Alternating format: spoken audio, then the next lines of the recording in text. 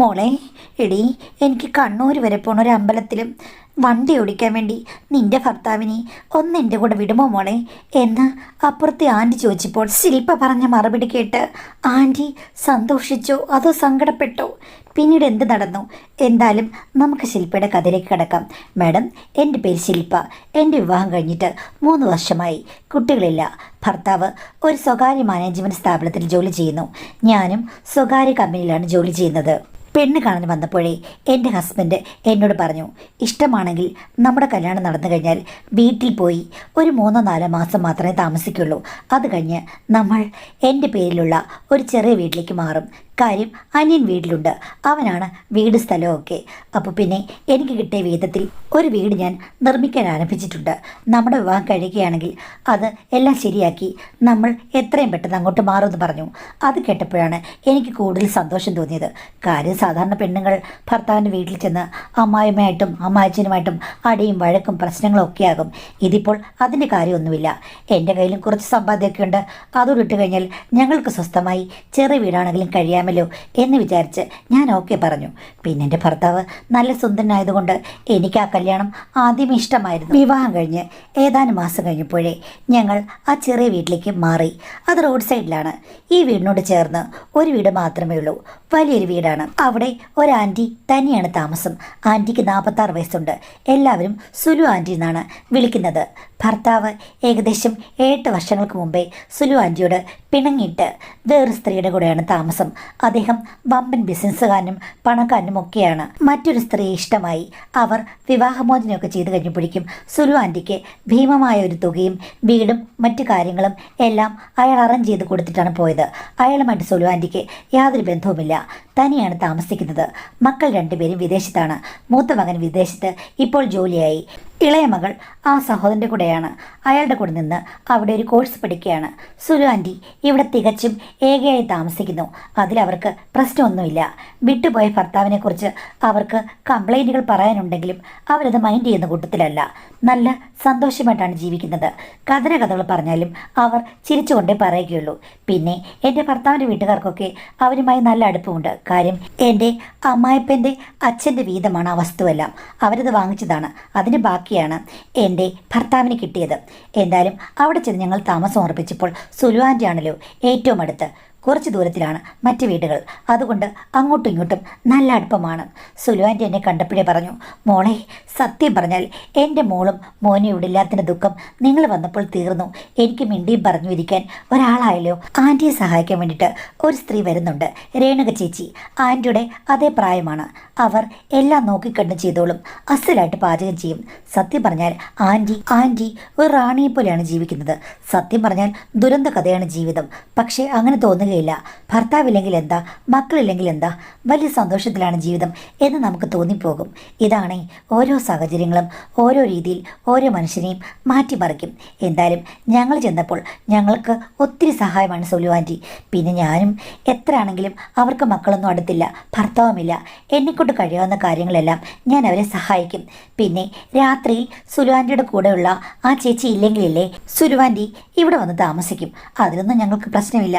കാര്യം അവർ ശരിക്കും ഞങ്ങളുടെ വീട്ടിലെ അംഗത്തെ പോലെയല്ലേ.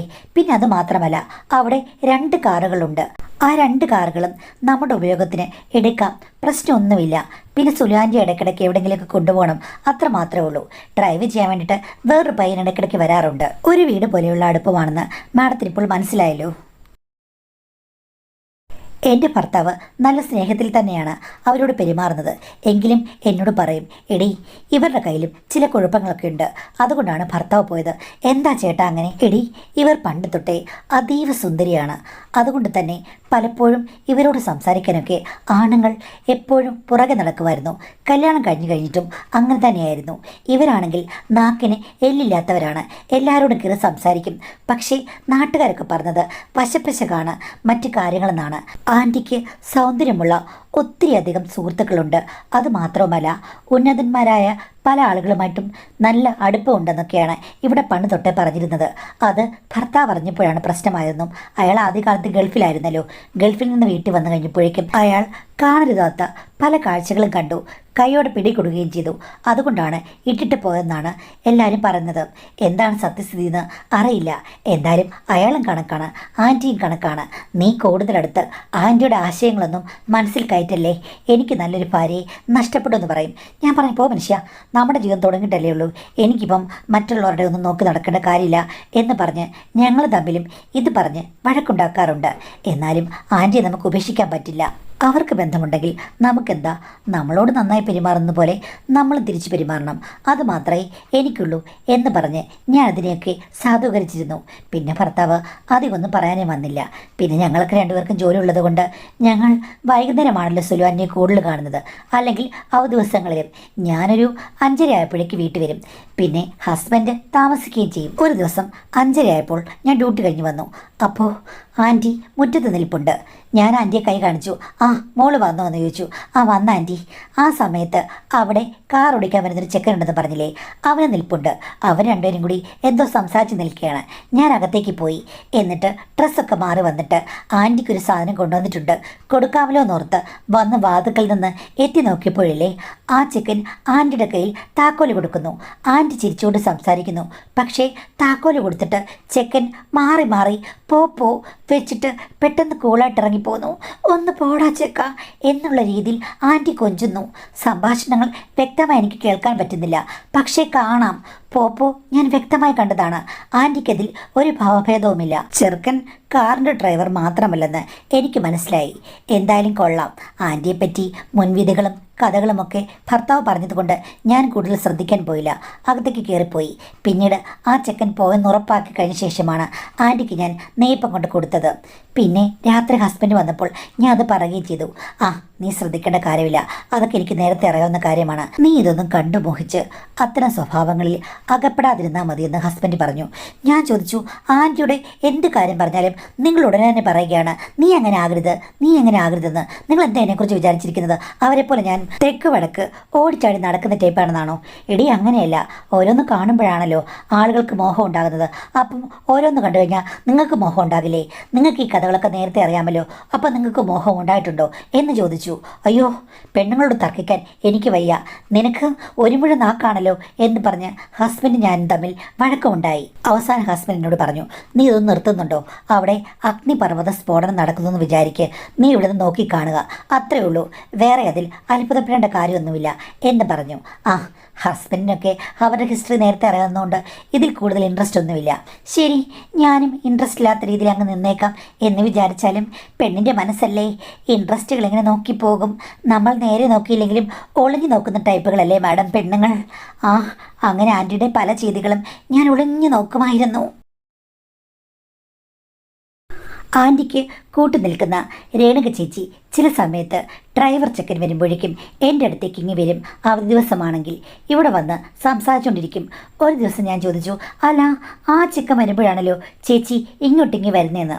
അപ്പോൾ ചേച്ചി എന്നോട് പറഞ്ഞു, ആ, അത് പിന്നെ അവർ സ്വസ്ഥമായിട്ട് എന്തെങ്കിലും പറഞ്ഞുകൊണ്ടിരിക്കട്ടെ, സ്വർഗത്തിൽ കട്ടുറുമ്പിന് എന്താ കാര്യം എന്ന് ചോദിച്ചു.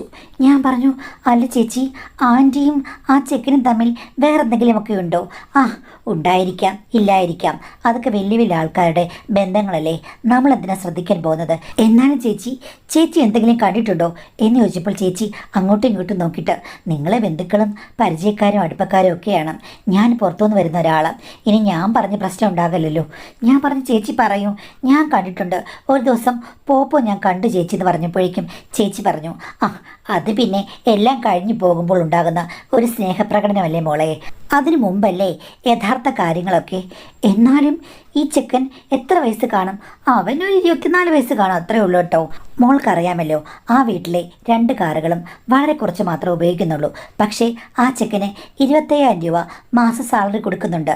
അവൻ മറ്റു ജോലിക്കൊക്കെ പോകുന്നുണ്ട്. ഇനിയിപ്പോൾ എമർജൻസിക്ക് അവനെ വിളിച്ചു കഴിഞ്ഞാൽ അവൻ വന്നില്ലെങ്കിലും അവർക്ക് യാതൊരു പരാതിയുമില്ല. ഒത്തിരി ഡ്രൈവർമാരെ ഇൻ്റർവ്യൂ ചെയ്താണ് അവസാനമാണ് സൗന്ദര്യമുള്ള ഇവനെ അപ്പോയിൻമെൻറ്റ് ചെയ്തത്. ചെക്കന് ലാഭമാണ്, കാര്യം ഇവരുടെ 25,000 അവൻ തൊഴിൽ ചെയ്ത് എത്ര ഉണ്ടാക്കുന്നുണ്ടെന്ന് ആർക്കറിയാം. വലിയ സർക്കാർ ഉദ്യോഗസ്ഥനേക്കാൾ കൂടുതൽ ശമ്പളം അവനുണ്ട്. അല്ലെങ്കിൽ ഗൾഫിലോ വിദേശ രാജ്യത്തോ ഒക്കെ പോകുന്നതിനേക്കാൾ മെച്ചമാണ് ആ പയ്യൻ്റെ ജീവിതം എന്ന് പറയാം. അപ്പോൾ അത്രയും കാശ് സുലാൻ്റെയുടെ കയ്യിലുണ്ടോ ചേച്ചി? പിന്നെ ഇഷ്ടം പോലെ. എനിക്ക് തോന്നുന്നു പലിശ തന്നെ കിട്ടും, ലക്ഷങ്ങൾ. ഭർത്താവ് പോയി കഴിഞ്ഞപ്പോഴേക്കും ഇവർക്ക് ആജീവനാന്തം ജീവിക്കാനുള്ളത് എല്ലാം കൊടുത്തിട്ടല്ലേ പോയത്. പിന്നെ മക്കളും കൊടുക്കും. മക്കൾ എന്ന് പറയുമ്പോൾ മോൻ, അവനും കൊടുക്കും കേട്ടോ. പുരയിടത്തിൽ നിന്നുള്ള വരുമാനവും അവർക്കുണ്ട്. അതുകൊണ്ട് അവരിങ്ങനെ ലാവിഷായി നടക്കുന്നു. എന്ത് ചെയ്യാൻ പറ്റും? വലിയ വലിയ ആൾക്കാരുടെ കാര്യങ്ങൾ നമ്മൾ കണ്ണടയ്ക്കുക, അത്രേ ഉള്ളൂ. അല്ല ചേച്ചി, ഞാൻ ഒരു കാര്യം ചോദിക്കട്ടെ? ഇവർക്ക് സൗന്ദര്യമുള്ള ആണുങ്ങളും വലിയ പദവിയിലിരിക്കുന്ന ആൾക്കാരും വീക്ക്നെസ് ആണെന്ന് നാട്ടുകാരൊക്കെ പറഞ്ഞ് ഞാൻ കേട്ടിട്ടുണ്ട്. അതുള്ളതാണോ ചേച്ചി? അതിപ്പം ഞാനെങ്ങനെ പറയുക? അവർക്ക് പല കണക്ഷൻസും ഉണ്ട്. പക്ഷെ ഞാനൊരു കാര്യം പറയാം. ഇപ്പം ഈ ഡ്രൈവർ ചെക്കനുമായിട്ട് വർഷങ്ങളായി ഭയങ്കര അടുപ്പത്തിലാണ്. കാമുകി കാമുകന്മാരെ പോലെയാണ്. ഇപ്പം പുള്ളിക്കാരിക്ക് വേറെ പ്രശ്നങ്ങളൊന്നുമില്ല, ആരുമായിട്ടും ഒരു ബന്ധവുമില്ല. ഈ ബന്ധത്തിൽ മാത്രം സംതൃപ്തയായി മുന്നോട്ട് പോവുകയാണ് കേട്ടോ. ഇപ്പം അങ്ങനെ ഈ പറയുന്ന രീതിയിലുള്ള ഒന്നും ഞാൻ കണ്ടിട്ടില്ല. ഈ ചെക്കൻ്റെ കാര്യം സത്യമാണ്. എൻ്റെ പൊന്നുമോളെ, ഇതൊക്കെ മനസ്സിലിരിക്കണേ. നമ്മൾ ചർച്ച ചെയ്തെന്ന് ഒരിക്കലും പുള്ളിക്കാരി അറിയരുതേ. എനിക്കും 10-25,000 രൂപ സാലറി തരുന്നതാണ്. അതെനിക്ക് വലിയൊരു മുതൽക്കൂട്ടാണ്. ഞാൻ പറഞ്ഞ എൻ്റെ പൊന്നു ചേച്ചി, ചേച്ചിക്ക് എൻ്റെ കയ്യിൽ നിന്ന് ഒരു കുഴപ്പവും ഉണ്ടാകില്ല. അറിയാനുള്ള ആകാംക്ഷ കൊണ്ട് ഞാൻ ചോദിച്ചതാ, വേറൊന്നും കൊണ്ടല്ല. അപ്പോൾ ചേച്ചിനോട് ഇങ്ങോട്ട് പറഞ്ഞു, മോളുടെ മനസ്സിലിരിപ്പ് എനിക്കറിയാം. എന്താ ചേച്ചി എൻ്റെ മനസ്സിലിരിപ്പ്? സുന്ദരനായൊരു ഭർത്താവുണ്ട്. അപ്പുറത്ത് വൈക്കോൽ കൂനയ്ക്ക് തീ പിടിച്ചതുപോലെ സുലു ആൻറ്റിയും ഉണ്ട്. ഭർത്താവിൻ്റെ നോട്ടം അങ്ങോട്ടെങ്ങാനും ചെല്ലുമോ എന്ന് മോൾക്കൊരു ഭയമുണ്ട് എന്ന് അവർ പറഞ്ഞു. പോ ചേച്ചി, അങ്ങനൊന്നും ഞാൻ വിചാരിച്ചതേ ഇല്ല. അവർ ബന്ധുക്കളല്ലേ, പ്രശ്നങ്ങളൊന്നുമില്ല എന്ന് പറഞ്ഞു കഴിഞ്ഞപ്പോഴേക്കും ചേച്ചി പറഞ്ഞു, എനിക്കറിയാം ഒരു പെണ്ണിൻ്റെ മനസ്സ്, ഊഹിക്കാമല്ലോ എന്ന്. ഞാൻ ഒന്നും മറുപടി പറഞ്ഞില്ല. എന്നാൽ എനിക്കൊരു പേടിയുണ്ടായിരുന്നു. പക്ഷേ ചേച്ചി അതിന് മറുപടിയായിട്ട് ഞാൻ ചോദിക്കാതെ തന്നെ എന്നോട് പറഞ്ഞു, മോള് പേടിക്കേണ്ട കാര്യമൊന്നുമില്ല. ഇപ്പം ഈ ഡ്രൈവർ ചെക്കനുമായിട്ട് അഗാധമായൊരു സ്നേഹമാണല്ലോ. അപ്പോൾ അത് മാത്രമേ ഉള്ളൂ. വേറെ ആരോടും ഒരു താല്പര്യമില്ല, പ്രശ്നങ്ങളൊന്നും ഇല്ലാതെ പോകും. അതുകൊണ്ട് അതോർത്ത് ടെൻഷൻ അടിക്കേണ്ടെന്ന് പറഞ്ഞു. ഞാൻ പറഞ്ഞു, എനിക്ക് ടെൻഷനൊന്നുമില്ല. അവർ നമ്മുടെ വേണ്ടപ്പെട്ട ആൾ തന്നെയല്ലേ. അവർക്കൊരു കൂട്ട്, അതിപ്പോൾ ചെറുപ്പക്കാരനായിപ്പോയത് അവരുടെ കുറ്റമല്ലല്ലോ എന്ന് പറഞ്ഞ് ഞാനതിനൊക്കെ ന്യായീകരിച്ചു. പിടിച്ചു നിൽക്കണ്ടേ? കുറച്ചുനാൾ മുമ്പാണ് ഒരു ദിവസം ആൻറ്റി എന്നോട് പറഞ്ഞു, മോളെ എനിക്കൊരു നേർച്ചയുണ്ട് കേട്ടോ. കർണാടകയിലുള്ള 2-3 ക്ഷേത്രങ്ങളിൽ പോകണം. ബസ്സിനോ ട്രെയിനോ ഒന്നും പോകാൻ എനിക്ക് യാതൊരു താല്പര്യവുമില്ല. ഒരു 4 ദിവസത്തെ ട്രിപ്പാണ് ഞാൻ ഉദ്ദേശിക്കുന്നത്. അവൻ ഇവിടെ ഇല്ലേന്ന് ചോദിച്ചു. ഞാൻ പറഞ്ഞു, ചേട്ടൻ ഉണ്ട്. അങ്ങനെ എൻ്റെ ഭർത്താവ് വന്നപ്പോഴേക്കും പുള്ളിക്കാരി പറഞ്ഞു, മോനെ, എടാ ഞാൻ നിന്നോട് ഒരു കാര്യം പറയാൻ വേണ്ടി വന്നതാണേ. നമുക്ക് 4 ദിവസത്തെ ഒരു ട്രിപ്പ് പോകണം. നീയും എൻ്റെ കൂടെ വരണം. കാര്യം 2 ഡ്രൈവർമാർ വേണം. അവനെക്കൊണ്ട് മാത്രം വണ്ടി ഓടിക്കാൻ പറ്റില്ല. നിനക്ക് പറ്റിയ ഡേറ്റ് പറയണം. കാര്യം നീയാണല്ലോ ജോലി ചെയ്യുന്നത് എന്ന് പറഞ്ഞു. ഹസ്ബൻഡ് ഒഴിഞ്ഞു മാറാൻ ശ്രമിച്ചെങ്കിലും ആൻറ്റി പറഞ്ഞു, ഇല്ലില്ല, നീ വന്നേ പറ്റൂ. 2 ആഴ്ച കഴിഞ്ഞ് നീ ആ ഡേറ്റ് പറയണം. 2 പബ്ലിക് ഹോളിഡേ ഒന്നിച്ച് വരുന്ന ദിവസവും പിന്നെ 2 ദിവസവും മതിയല്ലോ, നിനക്ക് പറ്റും എന്ന് പറഞ്ഞു. ഹസ്ബൻഡിന് ഒഴിഞ്ഞു മാറാൻ പറ്റാത്ത അവസ്ഥയിലായി. ആ സമയത്ത് ആൻറ്റി എന്നോട് പറഞ്ഞു, മോളെ 2-3 ദിവസം അവൻ എൻ്റെ കൂടെ വരുന്നതിൽ നിനക്ക് പ്രശ്നമൊന്നുമില്ലല്ലോ. ആ ചെക്കൻ എനിക്കൊരു കൂട്ട് തന്നെയാണ്. എന്നാലും വിശ്വസ്തനായ വേറൊരാളുടെ വേണം. അല്ലെങ്കിലേ വണ്ടി ലോങ് ഡ്രൈവ് അതൊരു പ്രശ്നമാണ്. അതുകൊണ്ടാണ്. അതിനെന്താ ആൻറ്റി, ചേട്ടന് ലീവ് അനുസരിച്ചിട്ട് നിങ്ങൾക്ക് പോകാമല്ലോ, എനിക്കെന്തോ ഒരു ബുദ്ധിമുട്ട് എന്ന് ചോദിച്ചു. പക്ഷേ അവർ എന്നെയും കൂടെ വിളിക്കുമെന്ന് ഞാൻ വിചാരിച്ചു. പക്ഷേ പുള്ളിക്കാരി ആ ഒരു കാര്യം പറഞ്ഞതേയില്ല. അങ്ങനെ ഹസ്ബൻഡ് ലീവ് എടുത്തു. പിന്നെ എന്നോട് ചോദിച്ചു, നിനക്ക് വരണമെന്ന് ആഗ്രഹമുണ്ടോയെന്ന്. പക്ഷേ പുള്ളിക്കാരിക്കൊരു താല്പര്യം കാണില്ലെന്ന് വിചാരിച്ച് ഞാൻ പറഞ്ഞു, ഇല്ല ചേട്ടാ, ഞാൻ വരുന്നില്ല. എനിക്ക് 2 ദിവസം അടുപ്പിച്ച് ലീവ് എടുക്കാനൊന്നും വയ്യ. അത് നമ്മുടെ വേറെ എന്തെങ്കിലും കാര്യത്തിന് ഉപയോഗിക്കാമെന്ന് പറഞ്ഞു. എന്തായാലും ഇതിനിടയ്ക്ക് ഒരു ദിവസം ആൻറ്റി എന്നോട് പറഞ്ഞു, നിന്നെ വിളിക്കണമെന്നുണ്ടായിരുന്നു. നിനക്ക് അവിടുന്ന് ലീവ് കിട്ടുമോ എന്ന് എനിക്കറിയില്ല. അത് മാത്രമല്ല, എല്ലാവരും കൂടെ അങ്ങ് പോയി കഴിഞ്ഞാൽ ഈ 2 വീടും അനാഥമാകില്ലേ, നോട്ടമില്ലാതെ കിടക്കും. പിന്നെ രേണുകയോടുണ്ടെങ്കിൽ നിങ്ങൾക്ക് 2 പേർക്കും കൂടി ഈ 2 വീട്ടിലും ഒരു നോട്ടമുണ്ടാകുമല്ലോ. അതുകൊണ്ടാണെന്ന് പറഞ്ഞു. ഒട്ടും താല്പര്യമില്ലാതെ ഒരു ന്യായീകരണങ്ങൾ പറയുകയാണെന്ന് എനിക്കറിയാം. അല്ലെങ്കിലും എനിക്ക് ലീവ് കിട്ടില്ല ആൻറ്റി, നിങ്ങൾ പോയിട്ട് വാ, അടുത്ത തവണ നമുക്കെല്ലാവർക്കും കൂടി ഒന്നിച്ചു പോകുമെന്ന് പറഞ്ഞു. അത് ശരിയാ മോളെ, അങ്ങനെ മതി എന്ന് പറഞ്ഞ് അവർ എന്നെ ആശ്വസിപ്പിച്ചു. ഇവർ ഒരു പഠിച്ച കളി തന്നെ. പോട്ടെ, എന്തായാലും അവരുടെ ചെക്കനും കൂടെ ഉണ്ട്, എൻ്റെ ഹസ്ബൻഡും കൂടെ ഉണ്ട്, പിന്നെന്താ, പ്രശ്നമൊന്നുമില്ലല്ലോ എന്ന് ഞാൻ വിചാരിച്ചു. പോകുന്നതിൻ്റെ തലേദിവസം രാത്രി ആൻറ്റി വന്നിട്ട് പറഞ്ഞു, മോനെ എടാ രാവിലെ വെളുപ്പിനെയില്ലേ നീ തന്നെ കാർ എടുക്കണം. കാര്യം അവൻ തൃശ്ശൂർ ടൗണിൽ നിൽക്കും. നമ്മൾ അങ്ങോട്ട് ചെല്ലുമ്പോഴേക്കും അവൻ അവിടെ നിന്ന് കയറിക്കോളും. കാര്യം അവൻ എന്തോ അത്യാവശ്യത്തിന് പോയതാണെന്ന് പറഞ്ഞു. എനിക്കത് കേട്ടപ്പോൾ അത്രയ്ക്ക് അങ്ങോട്ട് ഇഷ്ടപ്പെട്ടില്ല. എന്നാലും എന്ത് ചെയ്യാനാണ്. അങ്ങനെ രാവിലെ എൻ്റെ ഭർത്താവാണ് കാർ എടുത്ത് അവരെ ഇങ്ങോട്ട് പോയത്. എനിക്ക് അത്ര ഇഷ്ടപ്പെട്ടില്ല. പക്ഷേ എന്ത് ചെയ്യാനാണ്, നോ എന്ന് പറയാൻ തക്ക കാരണങ്ങളൊന്നുമില്ലല്ലോ. എങ്കിലും തൃശ്ശൂർ ചെല്ലുമ്പോൾ അങ്ങനെ കയറുമ്പോൾ വിളിക്കണേ എന്ന് ഞാൻ ഹസ്ബൻഡിനോട് പറഞ്ഞു. വിളിക്കാമെന്ന് പറഞ്ഞു. മാഡം ഒരു 2 മണിക്കൂർ കഴിയുമ്പോഴേക്കും തൃശ്ശൂർ ചെല്ലും. 2 മണിക്കൂർ കഴിഞ്ഞു, 3 മണിക്കൂർ കഴിഞ്ഞു, ഹസ്ബൻഡ് വിളിച്ചില്ല. ഞാൻ തിരിച്ച് വിളിച്ചുകൊണ്ടിരുന്നു. പക്ഷേ 2 മണി കഴിഞ്ഞപ്പോഴാണ് ഭർത്താവ് ഫോൺ അറ്റൻഡ് ചെയ്തത്. ഞാൻ ചോദിച്ചു, നിങ്ങൾ ഇത്ര നേരം എവിടെ പോയി കിടക്കുകയായിരുന്നു? ഇപ്പോൾ തൃശ്ശൂരും കഴിഞ്ഞു കണ്ണൂരാകാൻ സമയമായല്ലോ എന്ന് ചോദിച്ചപ്പോഴേക്കും അതെ ഞാൻ ഡ്രൈവ് ചെയ്യുകയായിരുന്നു. അവൻ തൃശ്ശൂരിൽ നിന്ന് കയറി. എങ്കിലും വിശക്കുമ്പോൾ മാത്രം നിർത്തിയാൽ മതി, എത്രയും പെട്ടെന്ന് അങ്ങ് ചെല്ലണ്ടേ, ഇപ്പോഴാണ് ഞങ്ങൾ നിർത്തിയത്, അതുകൊണ്ടാ എന്ന് ഹസ്ബൻഡ് പറഞ്ഞു. ഓക്കെ എന്നുള്ള രീതിയിൽ എനിക്ക് കൺവിൻസായി. പക്ഷേ അടുത്ത 4 ദിവസങ്ങളിൽ പലപ്പോഴും ഞാൻ ഹസ്ബൻഡിനെ വിളിച്ചു കഴിഞ്ഞാൽ എനിക്ക് കിട്ടാറില്ല. ഔട്ട് ഓഫ് റേഞ്ചാണ്, സ്വിച്ച് ഓഫ് ചെയ്ത് വെച്ചിരിക്കുന്ന പോലെയാണ്. ആൻറ്റി വിളിച്ചാലും അങ്ങനെ തന്നെ. ആ ചെക്കൻ്റെ നമ്പർ എനിക്കറിയുകയുമില്ല. ഇടയ്ക്ക് വിളിക്കുമ്പോൾ ചിലപ്പോൾ കിട്ടും. അപ്പോൾ ഭയങ്കര ബിസിയാണ്, പല ക്ഷേത്രങ്ങളും പോകുന്നുണ്ട്, ഞങ്ങൾ അങ്ങ് വരുമല്ലോ എന്നൊക്കെ ഹസ്ബൻഡ് പറയുകയാണ്. ഇവിടുന്ന് പോയ ആളല്ല അവരുടെ കൂടെ ഉള്ളതെന്ന് എനിക്ക് തോന്നി. ആകെ നിരാശയായി മാഡം. എൻ്റെ മനസ്സിൽ സംശയങ്ങൾ കൂടുകൂട്ടാൻ തുടങ്ങി. ഞാനത് രേണുക ചേച്ചിയുമായിട്ട് പങ്കുവെച്ചു. അപ്പോൾ ചേച്ചി പറഞ്ഞു, ഓ ആ ഡ്രൈവർ പയ്യൻ കൂടില്ലേ, അപ്പോൾ മോള് പേടിക്കേണ്ട കാര്യമൊന്നുമില്ല, അവർ ബിസി ആയിരിക്കുമെന്ന് പറഞ്ഞു. ഞാനും അതോർത്ത് സമാധാനിച്ചു. എന്തായാലും 4 ദിവസം കഴിഞ്ഞപ്പോഴേക്കും അവർ മടങ്ങി വന്നു. അപ്പോഴും ഡ്രൈവർ പയ്യനില്ല. എൻ്റെ ഭർത്താവാണ് തിരിച്ചു കൊണ്ടുവന്നത്. ഞാൻ ചോദിച്ചു, ആ ചെക്കൻ എന്തിയെ? അവനെ തൃശ്ശൂർ ഇറങ്ങി, അവിടെ വേറെ ചില കാര്യങ്ങൾ അവനുണ്ട് എന്ന് പറഞ്ഞു. അതും ഞാൻ വിശ്വസിച്ചു. പോയിട്ട് വന്ന് 3-4 ദിവസം ഭർത്താവിന് ഭയങ്കര ക്ഷീണം. എന്നോട് പഴയ സ്നേഹമൊന്നുമില്ല, അടുപ്പം പ്രകടിപ്പിക്കുന്നില്ല. ഞാൻ അടുത്ത് ചെന്ന് കഴിഞ്ഞപ്പോഴേക്കും എന്നോട് പറഞ്ഞു, മോളെ എനിക്ക് വല്ലാത്ത നടുവേദനയാണ്. കാര്യം ഇരുന്ന് ഡ്രൈവ് ചെയ്ത് കഴിഞ്ഞപ്പോഴേക്കും എനിക്കറിയില്ല, ആ കൂടി അങ്ങ് ഇളകി. ആ പയ്യൻ ഉണ്ടായിരുന്നെങ്കിലും എൻ്റെ ഡ്രൈവിങ്ങിലെ എക്സ്പേർട്ട് കണ്ടപ്പോൾ ആൻറ്റി പറഞ്ഞത് നീ തന്നെ ഓടിച്ചാൽ മതിയെന്ന്. അതുകൊണ്ട് എനിക്ക് കൂടുതൽ കഷ്ടപ്പെടേണ്ടി വന്നു മോളെ, നടുവിന് വല്ലാത്ത പ്രശ്നം എന്ന് പറഞ്ഞു. ഞാൻ ചൂടൊക്കെ വെച്ചു കൊടുക്കുകയും ചെയ്തു. ചുരുക്കം പറഞ്ഞാൽ 2 ആഴ്ചയായിട്ടും ഭർത്താവ് എന്നോട് ഒരു രീതിയിലും അടുത്ത് പെരുമാറിയില്ല. ഞാനോർത്തു നടുവേദന കൊണ്ടായിരിക്കുമെന്ന്. പക്ഷേ ഇത് കഴിഞ്ഞ് 2 ആഴ്ച കഴിഞ്ഞ് ഒരു ദിവസം ഹസ്ബൻഡ് ഓഫീസിൽ പോയി. എനിക്കാണെങ്കിൽ അന്ന് ഉച്ചവരെ മാത്രമേ ഉണ്ടായിരുന്നുള്ളൂ. ഒരു 2:45 ഞാൻ വീട്ടിൽ തിരിച്ചെത്തി കഴിഞ്ഞപ്പോഴേക്കുണ്ട് അപ്പുറത്തെ വീട്ടിൽ വലിയ വഴക്കും വക്കാണവും. അവിടെ ഡ്രൈവർ ചെക്കനും ആൻറ്റിയുമായിട്ട് വലിയ വായിൽ ബഹളം. നാട്ടുകാർ അവിടെ ഇവിടെ നിന്ന് നോക്കുന്നുണ്ട്. കാര്യം തൊട്ടടുത്ത വീടുകളിലോ, ദൂരെയുള്ളവർക്ക് കേൾക്കാം. അവിടെ ജസ്റ്റ് കാണാമെന്നുള്ളതല്ലാതെ ആരും ഇങ്ങോട്ട് വന്നില്ല. 2 പേരും കൂടെ കയ്യാങ്കളിൽ എത്തുമെന്നുള്ളപ്പോൾ ഞാൻ ഓടി മതിലിൻ്റെ അവിടെ ചെന്നു. എന്താ ആൻറ്റി, എന്താ പ്രശ്നം? അപ്പോഴേക്കും ആ പയ്യൻ എൻ്റെ നേർക്ക് തിരിഞ്ഞു. അപ്പോൾ നിങ്ങൾക്ക് പ്രശ്നങ്ങളൊന്നും അറിയില്ലേ? നിങ്ങൾക്ക് നാണമില്ലേ? എനിക്കറിയാം നിങ്ങളും ഭർത്താവും എല്ലാവരും കൂടെ അറിഞ്ഞുകൊണ്ടുള്ള ഒരു കള്ളക്കളിയാണെന്ന്. ഞാൻ ചോദിച്ചു, നീ എന്തൊക്കെയാണ് പറഞ്ഞത്? എനിക്ക് ഒന്നും മനസ്സിലാകുന്നില്ലെന്ന്. അപ്പോൾ ആ ചെക്കനോട് പറഞ്ഞു, അപ്പോൾ നിങ്ങൾ അറിഞ്ഞില്ലേ നിങ്ങളുടെ ഭർത്താവും ഇവർ മാത്രമായിട്ട് കർണാടകയിൽ 3-4 ദിവസം ടൂർ പോയത്? എന്നോട് പറയാതെ ഇവർ എന്തെല്ലാം കള്ളത്തരങ്ങൾ എന്നോട് പറഞ്ഞിട്ടാണ് ടൂർ പോയത്. ഞാനാണല്ലോ ഇവിടെ ശമ്പളം വാങ്ങുന്ന ഡ്രൈവർ. പിന്നെ ഇവൾ എന്തിനാണ് ഇത് കാണിച്ചെന്ന് പറഞ്ഞിട്ട് അവരെ 2 ഭാഷയും പറഞ്ഞിട്ട് എന്നോട് ചോദിച്ചു. ഞാൻ പറഞ്ഞു, നിർത്ത്, ഇതിൽ വേറെ വലിയ കാര്യങ്ങളുണ്ട്, ഞാൻ പറയാം, ഇതാണ് സംഭവിച്ചെന്ന് പറഞ്ഞ് അവനെ സമാധാനിപ്പിച്ചിട്ട് കാര്യങ്ങൾ മണിമണിയായി ഞാൻ പറഞ്ഞു കൊടുത്തു. അപ്പോഴേക്കും അവൻ വാ പൊളിച്ചു നിന്നു. കൂട്ടത്തിൽ ഞാനും വാ പൊളിച്ചു പോയി. കാര്യം ആ ചെക്കന് തൃശ്ശൂരിൽ പോയിട്ടില്ല, ഇവർ കണ്ടിട്ടുമില്ല കേട്ടിട്ടുമില്ല. ഇവർ 2 പേരും കൂടാണ് ടൂർ പോയിട്ട് വന്നത്. എൻ്റെ ഹൃദയം പൊട്ടിപ്പോകുന്നത് തോന്നി.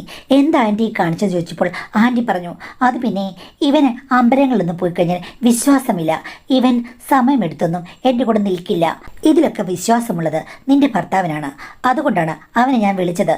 എന്നാലും അതിന് കള്ളത്തരം പറയേണ്ട കാര്യമുണ്ടായിരുന്നു ആൻറ്റി എന്ന് ചോദിച്ചപ്പോഴേക്കും അപ്പം അങ്ങനെ പറയാനാണ് തോന്നിയത്, അല്ലാതെ വേറെന്ത് ചെയ്യാനാണ്.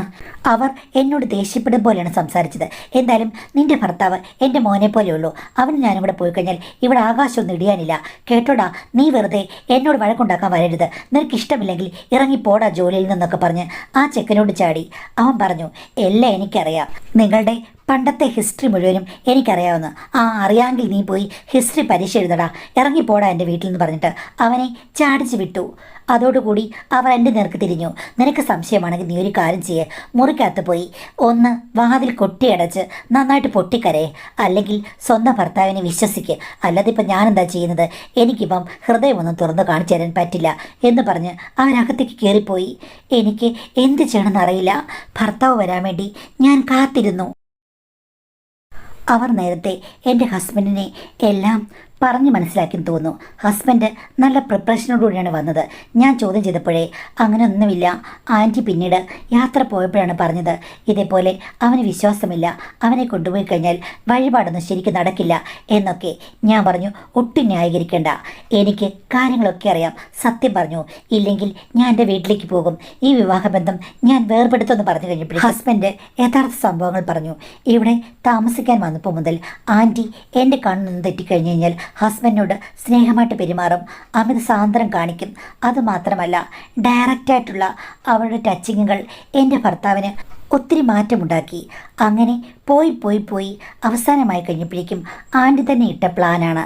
അവർക്ക് അവരുടെ ലോകത്ത് കഴിയാൻ വേണ്ടി ഇവിടുന്ന് പുറത്തേക്ക് ഇറങ്ങിയപ്പോൾ തൊട്ടേ ആൻറ്റിയാണ് ഗിയറെല്ലാം ചേഞ്ച് ചെയ്തത്. വണ്ടിയിൽ വെച്ചാണെങ്കിലും ആൻറ്റി അടങ്ങിയിരിക്കില്ലായിരുന്നെന്ന് ഹസ്ബൻഡ് പറഞ്ഞു. അവർ കർണാടകയിലെങ്ങും പോയില്ല, കോഴിക്കോട് വരെ പോയുള്ളൂ. അത് കഴിഞ്ഞിട്ട് അവിടെ താമസിക്കുകയായിരുന്നു. പിന്നെ കണ്ണൂർ, അങ്ങനെ കേരളത്തിൽ തന്നെ 3-4 ദിവസം കിടന്ന് കറങ്ങി. എല്ലായിടത്തും തങ്ങിയത് പഞ്ചനക്ഷത്ര ഹോട്ടലുകളായിരുന്നു. പുറത്തിറങ്ങാൻ അവർക്ക് വല്ലാത്ത മടിയായിരുന്നു. നേർത്ത തണുപ്പിൽ അവർ ആളിക്കത്തിച്ച് തീ കായുകയായിരുന്നു എന്ന് ഹസ്ബൻഡ് പറഞ്ഞു. അതുമാത്രമല്ല, അവരുടെ ആവേശം കണ്ട് ഹസ്ബൻഡും ഞെട്ടിപ്പോയി. പുതുമയുള്ള കാര്യങ്ങളിലൂടെ കടന്നു പോയി കഴിഞ്ഞപ്പോഴേക്കും ഹസ്ബൻഡിൻ്റെ മനസ്സ് ആദ്യത്തെ 10 മിനിറ്റ് കൊണ്ട് തന്നെ മാറിപ്പോയി. അവർ ഒരു മന്ത്രവാദിനെ പോലെയാണ്. പെട്ടെന്ന് തന്നെ അവരുടെ വശ്യവലയത്തിൽ വീണു പോകുമെന്നാണ് ഹസ്ബൻഡ് പറഞ്ഞത്. അവരെക്കുറിച്ചുള്ള വർണ്ണനകൾ കേട്ട് ഞാനും അമ്പരന്നു. ഇവർ ശരിക്കും അമേരിക്കയിലോ റഷ്യയിലോ ഒക്കെ വിടേണ്ടതായിരുന്നു. അവിടെ വീഡിയോ ഒക്കെ നിർമ്മിക്കുന്നവർക്ക് ഇവരുടെ സംഭാവനകൾ ഒത്തിരി ഉപകാരമാകും എന്നുള്ളത് ഭർത്താവിൽ നിറഞ്ഞു കഴിഞ്ഞപ്പോൾ ഞാൻ ഓർത്തു, ഇവിടുത്തെ പെണ്ണുങ്ങൾ പുറകോട്ടായ കാര്യങ്ങളിൽ അവർ മുൻപോട്ടും പിറകോട്ടുമാണെന്ന് എനിക്ക് നന്നായി മനസ്സിലായി. എന്ത് ചെയ്യാനാണ്, ഇങ്ങനെ രണ്ടും കൽപ്പിച്ചിറങ്ങിക്കഴിഞ്ഞാൽ ആർക്ക് രക്ഷപ്പെടാൻ പറ്റില്ല. എല്ലാം അറിഞ്ഞ് ഞാൻ തകർന്നു പോയി. ഈ ബന്ധം ഉപേക്ഷിക്കാമെന്ന് വിചാരിച്ചു. ഹസ്ബൻഡ് സമ്മതിച്ചില്ല. ഞാൻ പറഞ്ഞു, ഇവിടെ നിൽക്കണ്ട, നമുക്ക് എവിടെയെങ്കിലും പോകാമെന്ന്. അങ്ങനെ ഇപ്പോൾ ടൗണിൽ എല്ലാം ഇട്ടെറിഞ്ഞ് ഞങ്ങളൊരു ഫ്ലാറ്റിലാണ് താമസം. പിന്നെ അവിടെ വാടകയ്ക്ക് കൊടുത്തിരിക്കുകയാണ് ഞങ്ങളുടെ ഒരു ബന്ധുവിന്. അവിടേക്ക് ഉടനെയൊന്നും പോകാൻ ഞങ്ങൾ ആഗ്രഹിക്കുന്നില്ല. എന്ത് ചെയ്യാനാണ് മാഡം, ആൻറ്റിയുമായിട്ട് എനിക്കിപ്പോൾ യാതൊരു വിധത്തിലും കണക്ഷനില്ല. രേണുക ചേച്ചി എന്നെ വല്ലപ്പോഴും വിളിച്ച് കാര്യങ്ങൾ പറയാറുണ്ട്. പഴയ ഡ്രൈവർ പയ്യനെയൊക്കെ അവർ മാറ്റിയെടുത്ത് കൂട്ടത്തിലാക്കിയിട്ടുണ്ട്. അവരുടെ സ്വഭാവത്തിന് ഒട്ടും മാറ്റമില്ല.